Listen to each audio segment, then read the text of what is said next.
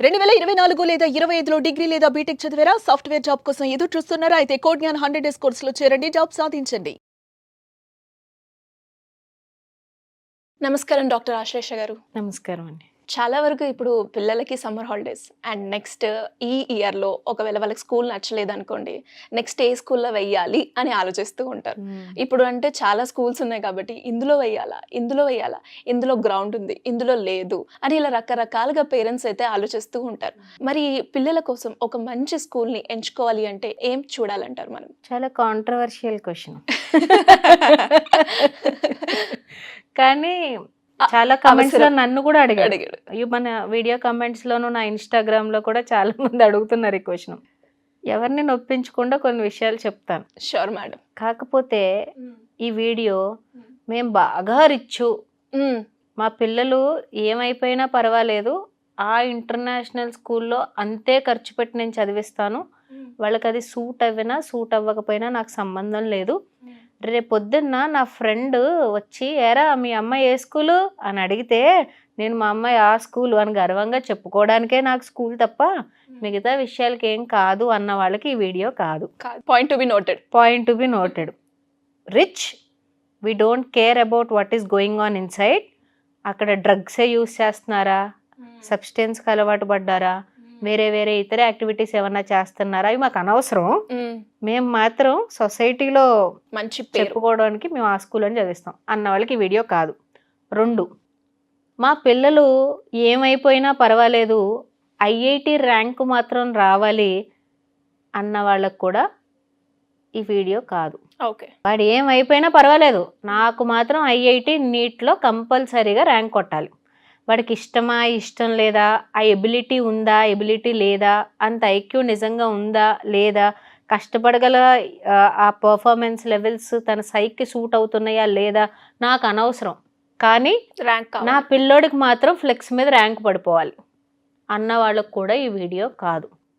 3వ రకం కేటగిరీ, ఇంట్లో మేము పెద్దగా పట్టించుకోలేము పిల్లల్ని, ఎక్కడైతే పొద్దున్న 8ంటికి వెళ్ళిపోయి రాత్రి 8ంటికి వస్తాడో అదే మాకు చాలు, మేము అల్లరి భరించలేకపోతున్నాం, మాకు మార్నింగ్ టు ఈవినింగ్ ఎక్కడైనా ఒకళ్ళు వీళ్ళని చూసుకుంటే చాలు అని పాడేసే వాళ్ళకు కూడా ఈ వీడియో కాదు. 3 కేటగిరీ ఆఫ్ పేరెంట్స్ ఉన్నారు సరే. ఎస్ మేడం, మీరు చెప్తుంటే ఉన్నారు, ఇలాగే ఆలోచిస్తున్నారు.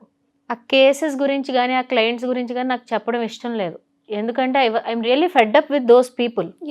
ఏమైనా పర్వాలేదండి, అరే లేదండి బాబుకి అంత మెటీరియల్ లేదు, ఐక్యూ అంతగా లేదు, నీట్ కొంచెం కష్టమే, మీకు ఏమైనా allied sciences B pharma research bio రీసెర్చ్లు ఈ బాబు suit no who are you to tell that.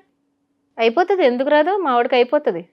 అలా 2-3 సార్లు నీట్లు రాయించేసిన వాళ్ళు ఉన్నారు, లాంగ్ టర్మ్లకి ఐఐటి పంపించేసే వాళ్ళు ఉన్నారు, మళ్ళీ ఫీల్ అయ్యి వెనక్కి వచ్చి సారీ చెప్పిన వాళ్ళు కూడా ఉన్నారు. అందుకని ఆ 3 కేటగిరీ ఆఫ్ పేరెంట్స్కి కూడా ఈ వీడియో కాదు. ఈ వీడియో ఎవరికంటే చక్కగా తల్లు, నా పిల్లోడు ఆల్రౌండ్ డెవలప్మెంట్ జరగాలి, మా పిల్లోడికి అటు మరీ స్ట్రెస్ వద్దు అలా అని చెప్పి బాగా ప్రెషర్ పెట్టేసే ఇది కాకుండా ఆప్టిమమ్ పెర్ఫార్మెన్స్ ఉండేది, మా పిల్లలకి కొంచెము వాళ్ళకి ఏమి లేదో ఏముందో చూసుకుని కోఆపరేట్ చేసే టీచర్స్ అన్న వాళ్ళకే ఈ వీడియో. చాలా క్లియర్గా చెప్తున్నాను సిరి. Okay madam. ఫస్ట్ మనం చూసుకోవాల్సిన ఫ్యాక్టర్ ఏంటంటే డెమోగ్రాఫిక్స్. ఎప్పుడు కూడాను ఒకవేళ చిన్నపిల్లలు అనుకోండి, ప్రైమరీ అనుకోండి, వాళ్ళు కొంచెం మనకి ఇంటికి దగ్గరలో ఉంచుకోవడమే మంచిది. ఎందుకంటే వెళ్ళడము రావడంలోనే వాళ్ళ యొక్క ఎనర్జీ అంతా ఎగ్జాస్ట్ అయిపోతుంది. కొంతమంది పిల్లల్ని చూస్తున్నాను నేను, స్కూల్ 9కి అయితే వాళ్ళ ఇంట్లో వాళ్ళు 7కి స్టార్ట్ అవ్వాల్సి వస్తుంది. మార్నింగ్ 7కి ఒక పిల్లోడు స్టార్ట్ అవ్వాలి అంటే 6కి లేచిన వెంటనే బ్రష్ చేసుకోవడం, బట్టలు వేసుకోవడం, తినడం కూడా లేదు, వెంటనే బస్ ఎక్కేయడం. ఎందుకంటే అక్కడ సెమీ రెసిడెన్షియల్ స్కూలు, అక్కడే వాళ్ళు స్నాక్స్ పెడుతున్నారు అంట. మార్నింగ్ రొటీన్ అనేది పిల్లలకి ఎంత ఇంపార్టెంటో పేరెంట్స్కి అర్థం అవ్వట్లేదు. అంటే 6కి లేవడము, 7కి బస్ ఎక్కేయడము, 9కి స్కూల్కి అటెండ్ అవ్వడము, మళ్ళీ 3:30కి వాళ్ళు రిటర్న్ బస్ ఎక్కడము, మళ్ళీ ఆ గంటన్నర బస్సులో ఉండడము, 5కి ఇంటికి రావడం. వాట్ ఈజ్ హ్యాపెనింగ్ అంటే కొంతమందికి దూరం అయితే మనం ఇంకేం చేయలేము, కొంతమందికి నిజంగానే అవుట్స్కట్స్లో ఉంటారు, వాళ్ళకి ఏం చేయలేము, వాళ్ళ ఫ్యామిలీ సిచ్యువేషన్స్ అవి. కానీ చుట్టుపక్కల అన్ని పరిస్థితులను కూడా చూసుకోవాలి కదా. మార్నింగ్ రొటీన్ అనేది పిల్లలకి చాలా ఇంపార్టెంట్.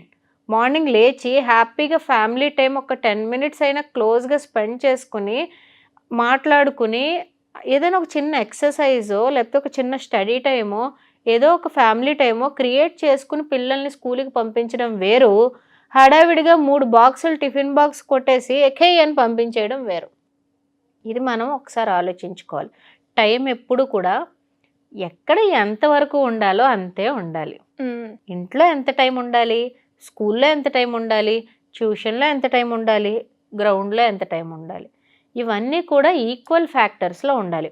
అందుకని నేను ఫస్ట్ ఏం రికమెండ్ చేస్తాను అంటే కొంచెం దగ్గరగా ఉన్న స్కూల్స్లో వేసుకోండి, మరీ అంతంత దూరాలు అవసరం లేదు. 2, ఎలాంటి కరికులం చూస్ చేసుకోవాలి, స్టేట్ సిలబస్సా, సిబిఎస్ఈయా, ఐసిఎస్ఈయా, క్యాంబ్రిడ్జా, ఐబీయా, ఇంటిగ్రేటెడ్ ఐబీ క్యాంబ్రిడ్జా, ఇలా చాలా కోర్సెస్ ఉన్నాయి.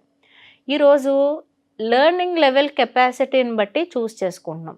చాలామంది పిల్లల్ని ఫారెన్ పంపించాలన్న కోరికతో ఐబీ, కేంబ్రిడ్జ్ ఇంటిగ్రేటెడ్ సిలబసెస్ను ఆప్ట్ చేసుకుంటూ శాట్ కోచింగ్కి ప్రిపేర్ చేయాలని ఆలోచిస్తూ ఉంటారు. గుడ్, ఒకవేళ పిల్లలు అది రిసీవ్ చేసుకోగలుగుతున్నారు అనుకుంటే well and good. But again ఆ ఇంటర్నేషనల్ స్కూల్స్లో కల్చర్ను కూడా మానిటర్ చేసుకుంటూ ఉండాలి.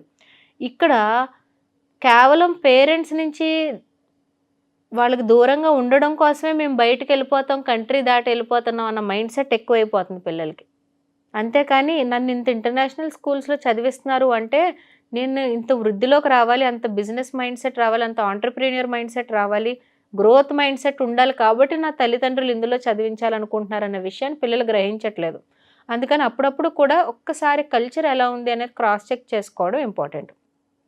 ఆల్రౌండ్ డెవలప్మెంట్కి సిబిఎస్ఈ చాలా బాగుంటుంది. ఎందుకు అంటే నేషనల్ ఎడ్యుకేషన్ పాలసీ కూడా వస్తుంది కాబట్టి అందరూ కూడా సిబిఎస్ఈ స్టార్ట్ చేసేస్తున్నారు, అన్ని స్కూల్స్ కూడా. సిబిఎస్ఈలో ఉంటే ఏమవుతుంది అంటే రేపు అన్న రోజు నేషనల్ గైడ్లైన్స్ ప్రకారంగా వెళ్ళడానికి బాగుంటుంది.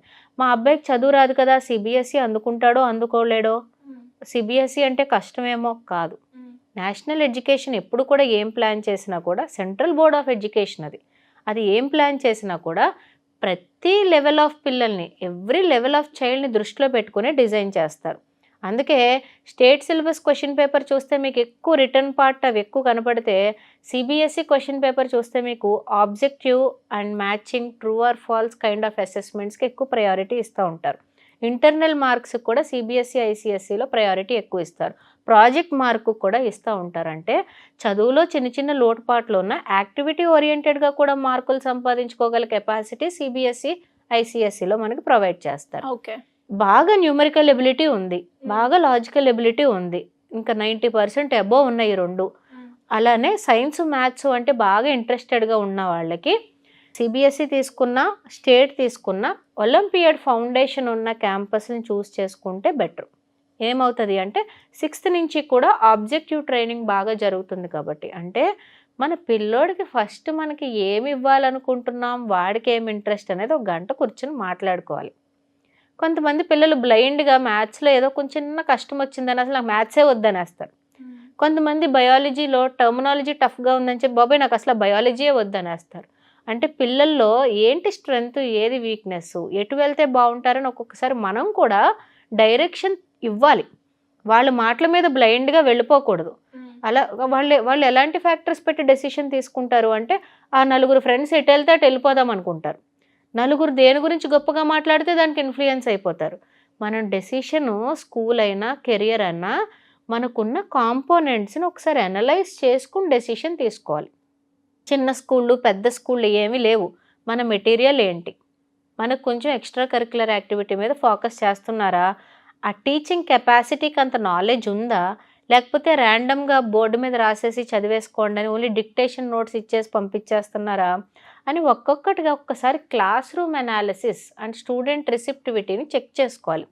స్కూల్ చూస్ చేసుకోవడం అంత ఈజీ ఏం కాదు. ఎందుకంటే ఫైనాన్షియల్గా మనం ఏ స్టేటస్లో ఉన్నామో చూసుకోవాలి. ఎందుకంటే ఈ 1 సంవత్సరం నేను ఖర్చు పెట్టేస్తానంటే కుదరదు. ఇంచుమించుగా 10-15 సంవత్సరాలు పెడుతూనే ఉండాలి. అందుకని ఫినాన్షియల్గా ఎంత పెట్టాలి, ఒకవేళ నేను అంత పెట్టినా కూడా ఈ పిల్లోడికి అది జస్టిఫై అవుతుందా, అది క్యాలిక్యులేట్ చేసుకోవాలి. చాలామంది చాలా మంచి పని చేస్తారు. పిల్లోడికి సరిగ్గా చదువు అవ్వట్లేదు అని తెలిసినప్పుడు చిన్న స్కూల్లో వేసేసి వాడికి ఫీజు కట్టవలసిన డబ్బులు ఫిక్స్డ్ డిపాజిట్ వేస్తారు. చాలా తెలివైన ఆప్షన్ అది. ₹1,00,00,000 ఉంటాయి వాడు పెద్ద అయ్యేటప్పటికి వాడి దగ్గర. ఇంకొకటి ఏంటంటే డెమోగ్రాఫిక్స్ చూసుకోవాలి, ఫినాన్షియల్ స్టేటస్ చూసుకోవాలి. 3 పర్సనాలిటీ ఆఫ్ ద కిడ్ చూడాలి. ఓకే. ఒకవేళ ఎక్స్టెంపర్ పర్సనాలిటీ, ఎక్స్ట్రోవర్ట్ పర్సనాలిటీ అయితే చదువు కన్నా కూడా ఆల్రౌండ్ డెవలప్మెంట్ ఎక్కడ ప్రిఫరెన్స్ ఇస్తారో వాటిల్లోనే వేసుకోవాలి. లేదు అంత బయటికి అంత ఎక్స్ట్రోవర్ట్ పర్సనాలిటీ కాదు కానీ మ్యాథ్స్ ఫిజిక్స్ బాగా చేసుకోగలుగుతున్నాడు అంటే అందంగా ఒలింపియాడ్ ఫౌండేషన్ ఉన్న క్యాంపస్లు చూస్ చేసుకోవడం వేరు. ఐసిఎస్ఈఆ, సిబిఎస్ఈఆ, స్టేటా అంటే ఎవరికి దేనిపైన ఇంట్రెస్ట్ ఉంటే, ఎవరికి ఏ కాన్సెప్చువల్ లెర్నింగ్ ఇష్టమైతే దాంట్లో జాయిన్ చేసుకోవడం బెటర్. ఈరోజు స్టేట్ సిలబస్లో చదువుకున్న వాళ్ళు కంపెనీ సీఈఓలు అయిన వాళ్ళు ఉన్నారు, గవర్నమెంట్లో చదువుకున్న వాళ్ళు పెద్ద పెద్ద బిజినెస్ మ్యాగ్నెట్స్ అయి ఉన్నవాళ్ళు. అంటే ఒక కరికులమే లైఫ్ని ఏమి డిసైడ్ చేయదు, కానీ ఈజ్ ఆఫ్ ఎడ్యుకేషన్ ఉంటుంది అంతే. స్టేట్లో ఫ్లెక్సిబుల్. ఇప్పుడు స్టేట్లో చాలా స్కూల్స్ ఏం చేస్తాయి అంటే ఈ 10 లైన్లు యాజ్ ఇట్ ఈజ్ ఆ 10 లైన్లుగా దింపితేనే మార్కులు వేస్తారు. ఏంది అది school way of working, school way of atmosphere మీద డిపెండ్ అయి ఉంటుంది తప్ప any curriculum is good, any educational style is good. But మనకేం కావాలో మనం తీసుకోవాలి. There are many options in the society. మన బాబుకి ఏం సూటబుల్ అనేది చూస్ చేసుకోవాలి. హైపర్ యాక్టివిటీ బాగా ఎక్కువ ఉన్న కిడ్నీ తీసుకెళ్ళి ఒక 4 గోడల్లోనూ 4 బెంచీలు ఉన్న దగ్గర కూర్చోపెట్టేసామంటే వాళ్ళలో ఉన్న క్యూరియాసిటీ స్కిల్ అంతా చచ్చిపోతుంది. అసలు కొన్ని స్కూల్స్కి అయితే ప్లే గ్రౌండే లేవు కదా. ఎస్, ట్రూ మేడం, లేదు. అందుకని కొన్ని బేసిక్ ఫెసిలిటీస్ చూసుకుని, మన ఆర్థిక పరిస్థితి ఏంటో చూసుకుని, మన టైమింగ్స్ ఏంటి, మనం పిల్లలతో ఎలాంటి క్వాలిటీ టైం స్పెండ్ చేయాలనుకుంటున్నాం చూసుకుని చాయిస్ తీసుకుంటే మంచిది. ఎస్. సో మరి ఈ డౌట్ తోటి ఎవరైతే మనని అడిగారో కామెంట్ రూపకంగా వాళ్ళకి క్లియర్ పిక్చర్ అయితే వచ్చేసింది అని అనుకుంటున్నాను. Thank you madam, thank you so much. Thank you.